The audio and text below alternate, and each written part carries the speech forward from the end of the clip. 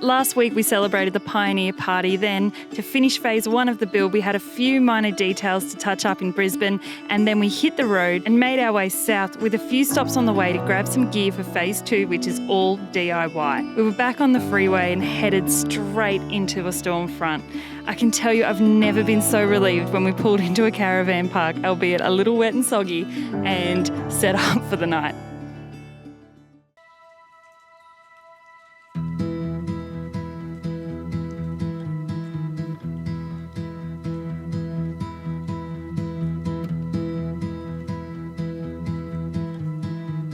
So we went into Iluka yesterday Arvo and grabbed some fish and chips from the co-op, which were pretty good. Took them down to one of the local beaches and just chilled out and hung out there and enjoyed the sun coming back out.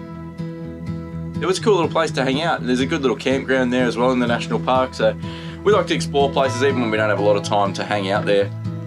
We always like to go for a bit of an explore and get a feel for a place to put on the list for next time and have an idea of what to expect when we get there.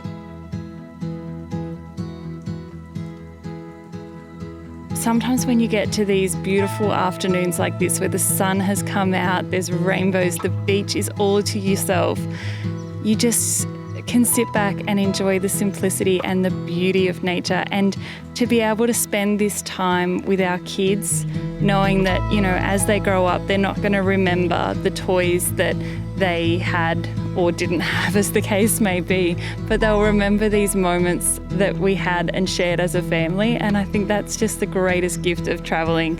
They don't happen every afternoon, and they certainly happen less than we thought they would when we first started the journey.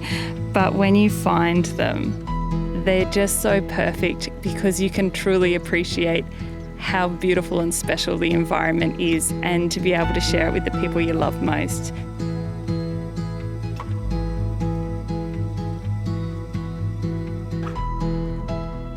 The next morning we were back on the road making our way south to Newcastle.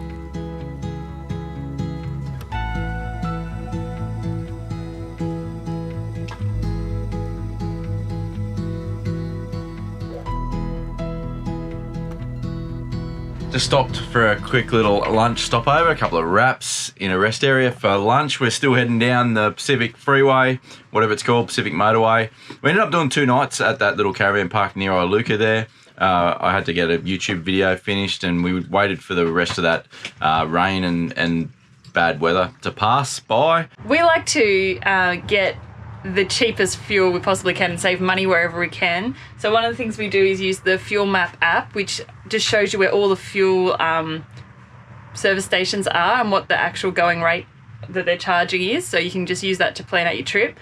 But then there's a few other things we do as well, isn't there, Dale? Yeah, well, Coles Express, we if you guys haven't heard before of the Coles Express discounts, we find that they're the best discounts that you can get. We've got a linked toll account, so that gets us 4 cents a litre off. If you shop at Coles, you get another 4 cents a litre off. And if you spend $20 or more in store when you're at the servo, you get another 10 cents off. So if you're going to get a gas refill or a gas swap, Soda Stream we sometimes get. Today we got a bit of milk and some toilet paper to get the $20 spend, and that gets you another 10 cents off a litre, and you can add all them together. So in total we got 18 cents a litre off, which on our tank of fuel basically meant the $20 we spent in store was free. So yeah, it's a really good way to, we always try and restock milk and just those general bits and pieces you can pick up while you're there, and it works out way cheaper. So yeah, little hot tip there for you. How's the 76 going for fuel economy, Dale? Lots of people want to know. Yeah, it's pretty good. It's about 21 and a half, I think, is the last calculation I did, litres per 100 Ks. And that was towing the van in that wind and rain and stuff yesterday. So, yeah, or the day before yesterday, I should say. So pretty happy with that. If we can keep that down in the sort of low 20s when we're towing, and especially in those conditions, then, yeah, I think we'll be on a good thing. Without the van on, I think we're averaging about 12s, something like that, 12 litres per 100 Ks. So not as bad as I thought it was going to be so far, but we'll see. There's still time. And the engine's still new. We've only done 3,000 Ks, so it should get a little bit better, but we'll see anyway. But a little tune could do with a little tune, a little bit more power and maybe even some more economy. But yeah, pretty happy with it for stock standard. We're going to keep heading down the freeway now. Nothing too interesting going on. It's an easy drive, but it's a pretty boring one heading down the old freeway.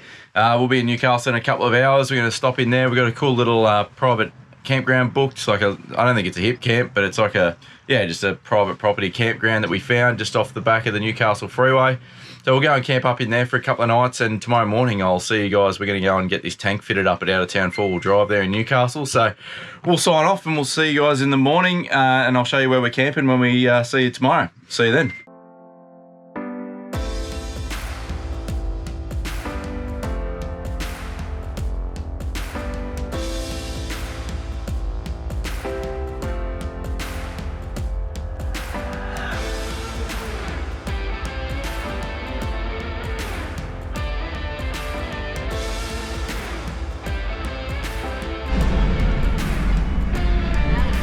Things skinny thoughts?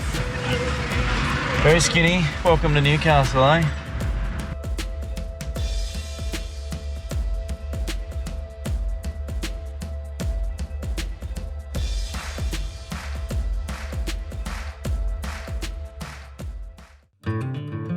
So the reason we came down to Newcastle was to get a Long Ranger fuel tank fitted. So it was a little bit tricky to find a long range tank that was compatible with our J-Max coil conversion. So I was talking to the guys here at Long Ranger, and they wanted to make one for the J-Max coil converted 76s. So we brought the car down here so they can trial fit up the tank that they've got, see if it works with the conversion we've done, and if not, whether they need to change anything or modify anything. So we're going to get that fitted up and see how it works out.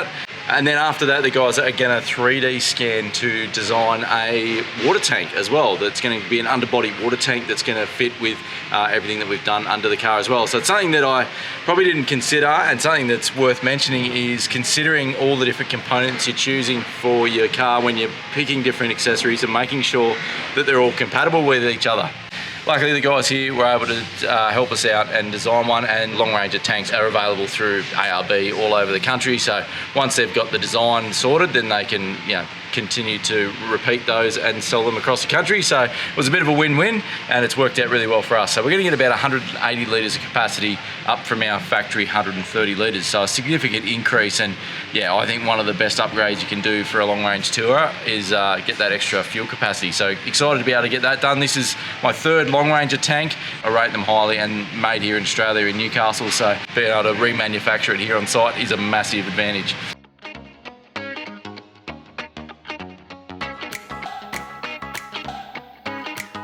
While I was on site, I was able to have a good look around the factory. This is one of the reasons that we chose a genuine Long Ranger tank, because they're made on site here in Barnsley from start to finish. So Aussie made, they're properly baffled, and they've got a really good reputation. The entire process from the design through to the laser cutting, the folding, the welding, and finally the painting is all done here in the same factory. And unlike poly tanks, they're also suitable for petrol vehicles. So after a good look around the factory, it was time to go over and fit up our tank to the 76.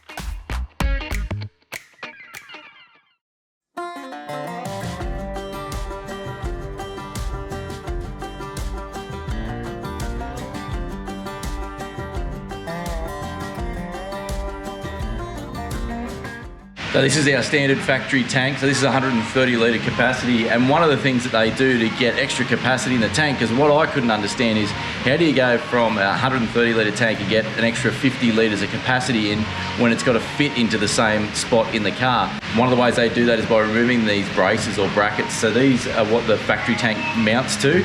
These run between front to rear in the back of the car, and bolt between two of the cross members for the tank to mount to that, and the tank has two straps to hang the tank from. What they do instead with the Long Ranger tank is they use the chassis, so they actually go wider and they bolt it directly to the chassis on both sides using U-bolts, so that there's a little bit of movement allowed there when the chassis flexes. But just doing that allows them to push the tank a lot higher up to the body of the car and get a lot more capacity out of it. Something else that they do is, because these tanks have got rounded corners everywhere, that actually reduces the capacity by going to square sides, they're able to increase the capacity that way as well. And interestingly, this tank will have the same clearance, or in just as good a ground clearance underneath, despite it having that extra 50 litre capacity. So pretty impressive, and properly baffled and everything as well, to be able to to make sure that fuel's not sloshing around in there too much.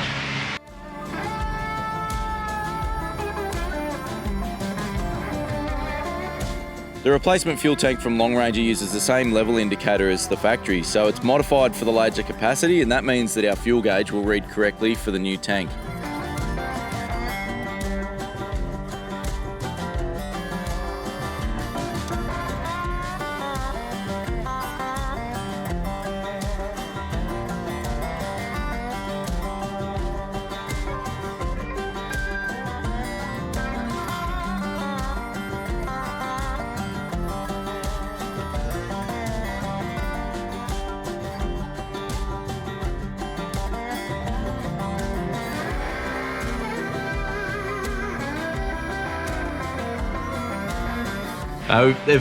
We've hit a bit of a hurdle, as is going to happen when you've got a custom rear end in the car. So everything clears with the tank as far as the suspension components go, but they've just fitted it up, and the Torquid exhaust, because this Torquid exhaust is unique to the coil conversion, it's different placement to what the exhaust would normally have. So although this tank will clear a normal Torquid exhaust, this one is going to foul slightly. So this is why we came down here and made the trip down to Newcastle to get the tank fitted here, because the guys are going to be able to actually modify this tank on site here this afternoon, and it'll be ready for fitting tomorrow morning, which is pretty incredible turnaround that they're able to do that. And then obviously they'll learn from this, and this tank will then be made that way for future, for anyone that does want to fit one up to a coil converted 76 with the J-Max conversion.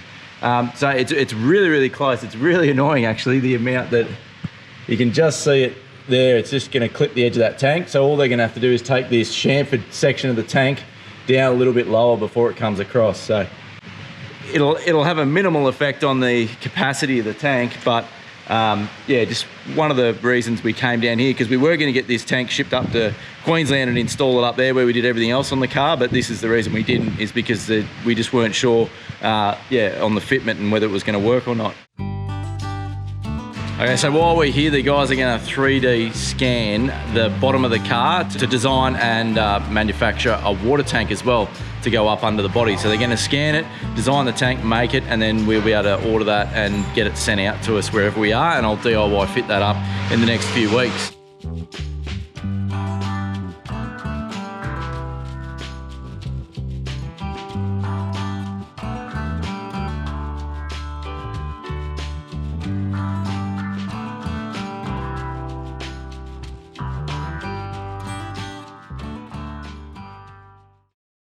Back down at Long Ranger this morning, the guys have finished up fitting up the tank, so they had a bit of a late night and an early start this morning, got it all finished off. It looks wicked. Now with this 180 litre tank, we should see over 800 kilometres of range with the caravan on, and well over 1,000 kilometres of range when we don't have the caravan on, which not only allows us to be a bit more selective about where we fuel up based on price and quality, but also just means we can explore a bit more when we get into those more remote areas where fuel's a little bit harder to come by. There's been heaps of situations with our previous cars where we've, without the long range tank, we just wouldn't have been able to explore as much of the area that we're in. So I really think a long range tank is just one of those things is one of the first things you should fit to any touring four-wheel drive.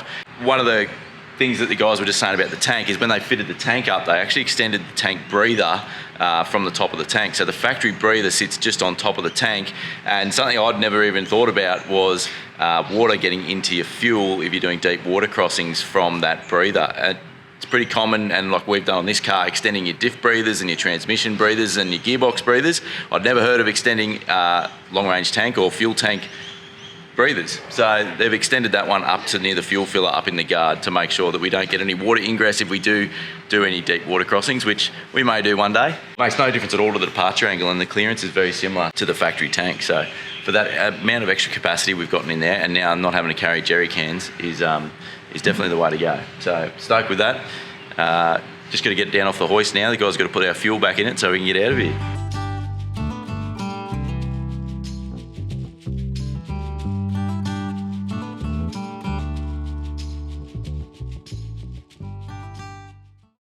Well, this is where we've been staying the last couple of days. So this is called Mount Nalinda Campsites. It's on Wikicamps. I'll leave the link in the description below. It's a nice little quiet spot just off the Sydney to Newcastle freeway, just near the village of Cooranbong. Pretty convenient little spot if you've got things to do around the area, and nice and quiet in the foothills of the Watagans up behind us there. So yeah, it's been a good spot to hang out for a couple of days. Yeah, and it's only like $25 a night, so happy days. Yeah, and there's toilets here and drinking water available, so pretty good deal if you ask us. And yeah, saves you hanging out in the hustle and bustle of Newcastle and the Central Coast. Alrighty, so the tank's all done. We are hitched up, ready to hit the road again. We are heading west. We are going to drop in at Canberra and see some friends and family, and then heading out to my mate's shed to start building the draw system, start doing the sound deadening in the car, start doing a lot of the audio electrical, putting our power system in. All the Legend X gear. All the Legend X gear. A big stage of the build will be the interior fit out, which we'll be doing out there over the next couple of weeks. That's the next time you'll see us. If you want to see all that, don't forget to hit that subscribe button. If you enjoyed this video, hit that like button. It does help us out a heap. I know we ask all the time, but it really does help us out. And don't forget, if you want to join our Patreon community, that's available there. Link in the description below for that one as well. Heap of links, heaps of stuff. Jump down in the description below. And don't forget to leave us a comment. We love reading all your comments, and I get back to every single comment on YouTube. So if you've got a question or a comment for us, let us know below. Yeah, leave us anything you want to know. We're more than happy to help. We're an open book. We're excited, if you can't tell, to be finally back out traveling, doing what we love, and heaps more coming up after we finish this next stage of the build. Yeah, It's going to be good. we're going west. Yeah. That's the clue. We are going west. You can't tell at the moment, but it is the very beginning of November. So kicking off tomorrow is our Movember campaign as well. Yes. So if you want to jump in and donate, I'll leave a description no, I won't. I'll leave a link in the description below. I've got to go and shave this off, get ready for Movember to kick off tomorrow. Little baby face again. Yeah, that's right. So yeah, really appreciate your support on that one. We do Movember every year. This will be our 3rd year in a row. And yeah, raising funds and awareness for men's mental health and men's health in general. Yeah, so really appreciate all your support on that. Yep. All right, we'll see you guys next Sunday. See you Sunday. We're very close to the tree on the gate on the way out, so I'm just going to lean the van over with the airbags to try and miss the tree.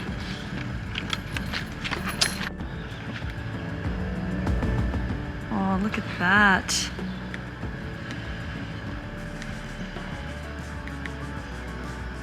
How much room we got now? Heaps of room now. That's it. We've never actually, I've heard that you can do this with airbags, but I've never actually had to do it before. But that just went from being about 10 mil from the tree to about 150 mil from the tree. That's going to help a lot. All right, you watch that as I back drive out. Okay.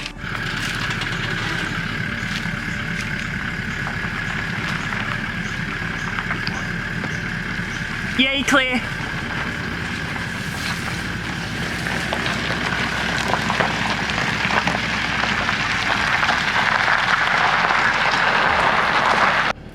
Well, that worked well. Happy with that.